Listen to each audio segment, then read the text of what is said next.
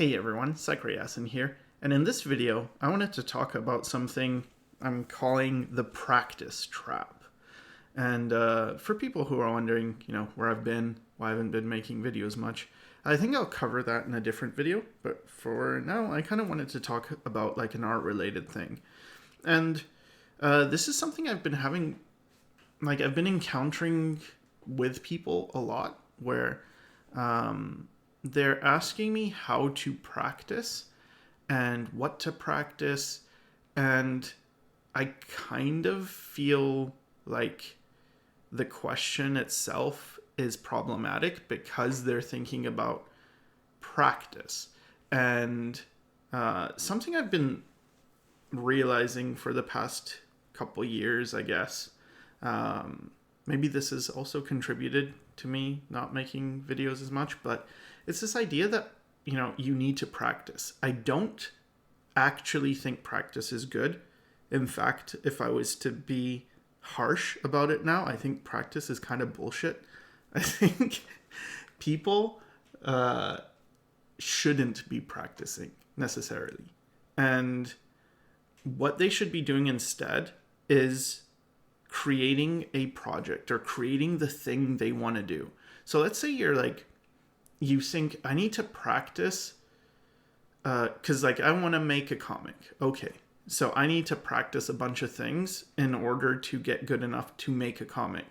I think that's a bad mindset. And even if the person was trying to make a comic, but they're like, oh, this is a practice comic, I still think that's a bad mindset. And the reason I think it's a bad mindset is because you're coming at it with a kind of the wrong mentality, and a mentality that might not help you improve very quickly. So one of the things you can do that would be good is, let's say, going back to making a comic, let's say you made a comic, but this was not a practice comic. This was you really were serious. You were going to do it. When you encounter a problem, you're not going to be thinking well, okay, I wanted to make a comic, but I don't know anatomy, so let me practice anatomy for a while. No, you're just going to be like, well, I need to draw this person. I need to know what the arm looks like, or whatever the problem with anatomy is. And in order to figure that out, you'll be very focused at looking up reference, looking up information for how do you draw that anatomy that you're not sure about. And then you will move on to the next thing and the next problem. And everything is super directed. It's not just that you're kind of loosely thinking about anatomy. You're thinking about something concrete, like in this view, this arm, whatever, right? It's very specific. All your problems are super specific. And then when you solve that problem, you've got a intensity to you. There's this desire to create the thing, and this is important, to create that thing. And it seems self-evident, but I wasn't thinking this way for a long time. But it's just, when you have that mindset of intense focus and it actually means something to you, everything sticks so much better. And you also have, whenever you start a project, all the answers are really clear. So if I have a comic sorry for continuously going back to a comic thing. I'm doing a comic, so then it's well, that's what's on my mind. But anyway, if I have a comic page and it's blank, then maybe I have the script done. Okay. But then I'm dealing with the blank page, and then where do I go next? Well, I need frames, right? I need to figure out how to break the script down into portions that it's well, this could be a frame, this could be a frame. And then on the page, I have to think about what are the right layouts and stuff. And maybe I don't know anything. I'm just a complete beginner. Okay, so what will I do? Well, I'll look for people who do know what they're doing. I'll look for artists who made page layouts that I like, and I'll try and think about, all right, how'd they do it? Why did they do it this way? And let me try. And maybe it's not great, my result. Maybe I'm far away from where I want to be, but I'm doing it. I'm getting things down. I'm getting experience. As opposed to if I was practicing, maybe I would be like drawing boxes and stuff. And I'm not getting better at framing. I'm not getting better at breaking stories down. I'm not getting better at looking for reference and finding out who knows this and who's doing a good job of this and who do I like study, right? My ideas are vague. Like if I think about I'm practicing anatomy, why? Because someone told me I was supposed to. Like most of my past decisions and what to learn were usually because someone told me to. Like I suppose even this is like, well, this guy's telling me you don't need to practice. Well, if it doesn't resonate with you, don't follow it. Don't just do it because I'm saying it. Do it because you think about it. You're critical. And it makes sense to you. It's like, all right, this actually checks out. And then try it and see if it works for you. But yeah, when I used to someone told me, for instance, if I want to learn anatomy, just copy an anatomy book for a month. Like they said they copied, like I think a Bridgman anatomy book, and it took them a month to copy all the images, and then by the end of it, they knew anatomy. And then I was like, all right, let me try that. And I did it. It took me like a month, and I copied all the images, and I did not know anatomy. And it was just like discouraging because it worked for this other person. Why is it not working for me? And that's the other thing is like thinking that there's one way to learn and there's one way to do things.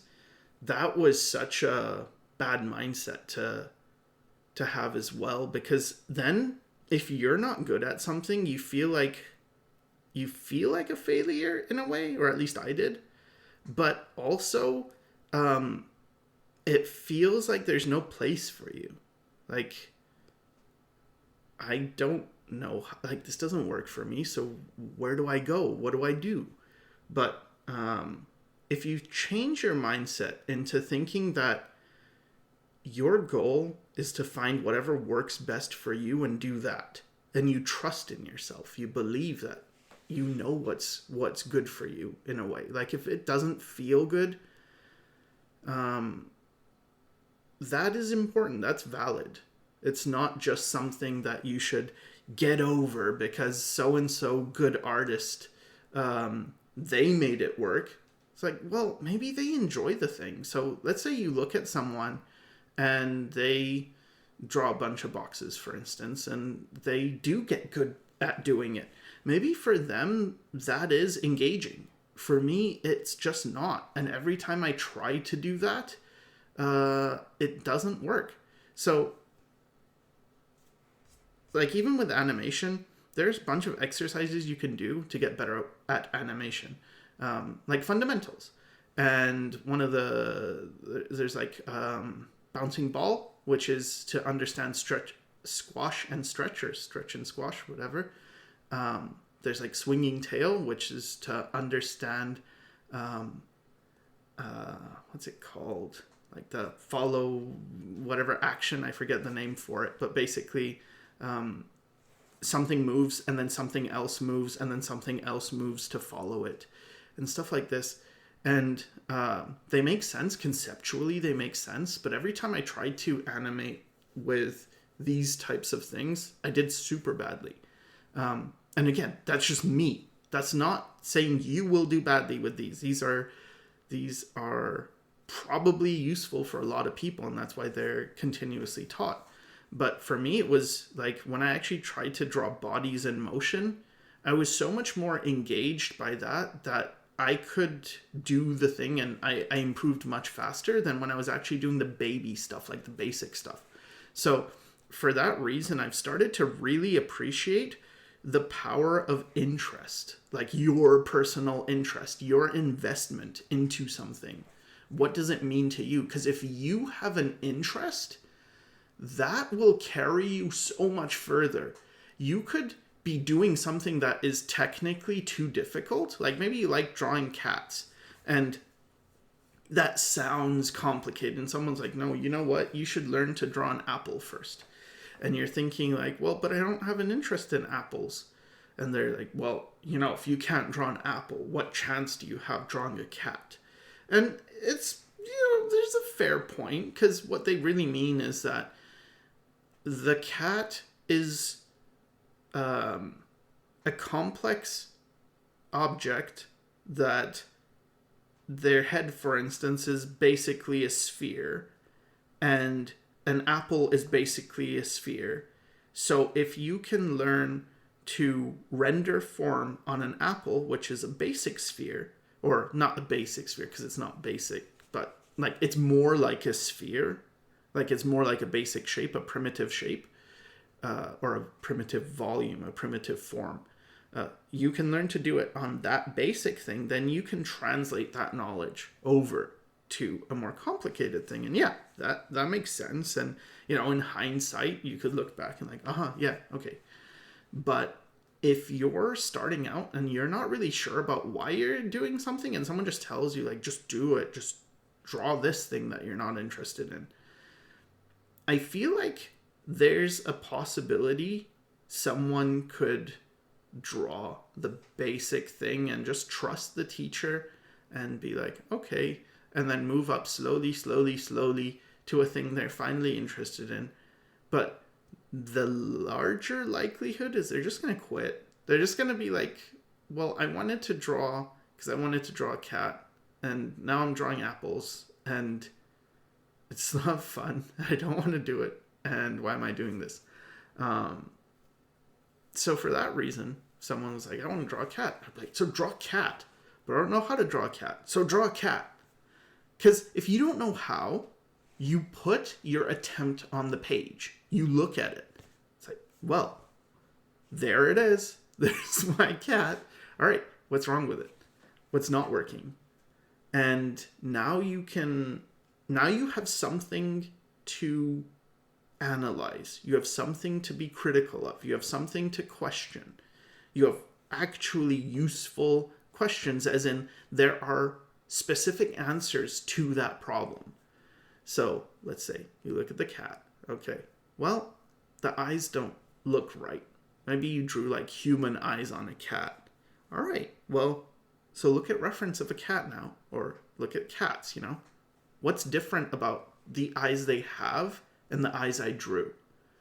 And that is one problem that you can now solve. You can figure that out. And you don't have to get it perfect. You don't have to be like, oh, I couldn't draw cats and I was giving them humanoid eyes and I saw they have like eyes that were, you know, cat-like. And then I didn't get it perfect and my eyes looked a bit more cat-like, but still shit. That's fine. You know why? Because they looked a bit more cat-like. You see? Like, that's the thing. You have small incremental improvement about a subject you care about. Because now you can draw that thing you like a bit better. And then the emotional attachment is still there because you're still drawing something you like. And I think comparison is such a killer. In some ways it's useful, you know. I mean, in every way, everything I say is useful, and the opposite is also useful. This is also very important to learn, that there is not one approach. And in fact, the polar opposite to whatever works probably also works and can be defended. Yeah, I was going to make a video series about this. We'll see. Maybe I'll do it. But anyway, back to the cat. So then, okay, so my eyes are a bit better. And maybe I want to focus on that for a while. Maybe like I want to get it until it's right on. and have this kind of high standard for yourself. This is why I encourage people to make projects, because if you, and by project, I don't mean necessarily like it has to be a comic book series or anything like that. I just mean like make a finished work that you can put your name behind and you can be proud of. Because the attempt to do something with that high standard, don't treat it like a light thing. Don't treat it like, good enough, but, you know, I suck and it's not my best and whatever. It's like, no. If it's not good, try to make it as good as you possibly can. Now, of course, there's a point where you've tried your best and this is as good as you can do, and that's fine. You accept that and you consider it's okay, well, this is the level I am right now, and that's a good place to start from, because I'm going to get better. And you trust in that, because you will. If you keep doing what you like, you will get better. But if you do what you don't like or what you're not interested in, you can actually still get better, but it might be some years into your development before it hits you. And I think it usually inevitably hits people, where you realize, like, I got better in something I don't even like. This happens a lot with people when it comes to energy and life in their images. They start out with life. They start out with, like, everything's wrong in terms of, like, anatomy and proportion and perspective and stuff, but the character is there, or the feeling is there, the interest is there, interesting ideas are there. And then by the end, you kind of end up with the opposite. When you're fully trained, it's like, yeah, you have correct proportion and perspective and stuff, but there's no idea. There's no character. This character looks generic. Just looks like everyone else's work. And especially now when, like, AI is a thing, and it's just, if your stuff looks generic, it's, it's very easy for AI to replicate that. But this doesn't have to be a AI video. This is just don't practice. Like, don't think in that way, I would say. I'm probably going to piss off a lot of people. Probably a lot of art teachers. What do you mean don't practice? This is how you learn. It's like, I don't know, I guess. I guess for me, it's that it didn't work for me. And so I'm kind of speaking to people who think like I do. And it's just a counter opinion. So if you're doing a lot of practice and it's working for you, I would say keep doing it. If it's working, you're getting results, keep doing it. But for me, it wasn't getting results. And the results I was getting weren't really ones I was happy with. And I turned it on myself because I thought there was something wrong with me, and not that this method of improvement is not really working for me. It just became like, I suck. I'm terrible. I don't know how to do this. And once I started doing projects, things changed a lot, because I had different questions to ask. So, like, making comics helped a lot, because before I used to think of art as an art thing. Like, here's the reason you do art, to create art. And now I think of art as a vehicle for telling the stories I want to tell. So rather than getting likes or like, oh, a lot of people like this piece or whatever, this looks good compared to industry standard or whatever. Instead, I just think, does this tell the story I want to tell? Does this convey the character in the way I wanted them to be conveyed? And it's a lot more humbling in a way, but it's just it's less toxic. It feels like this is a real thing. And I've started to get very bored with people that are just obsessed with technique when the technique isn't attached to an interesting idea or an interesting story or anything like that. It just feels like, yeah, it's good. And, like, so what? That's good. I'd rather look at this other person that maybe doesn't draw very well, but their characters have life, their characters have energy. And yeah, so that's basically it. If you're stuck in this idea that you have to practice, I would really give it a second thought, or a third thought, or a fourth thought as well. and think, maybe practice won't help as much as actually just doing it. Pursue that difficult thing that you want to do. Don't do the second best thing. Don't do well, I wanted to do animation, so right now I'm just trying to get my drawings to look good as illustrations. Like, illustration and animation are different. If you want to do animation, do animation. You will get better at animation by animating. You will get better at illustration by illustrating. So if you do something that is not what you in the end want to do, I don't think it helps to get there the fastest. But yeah, that's just my opinion. And hopefully, it resonates with you. And if it does, that's cool. And yeah, so I hope it helped. And thanks for watching.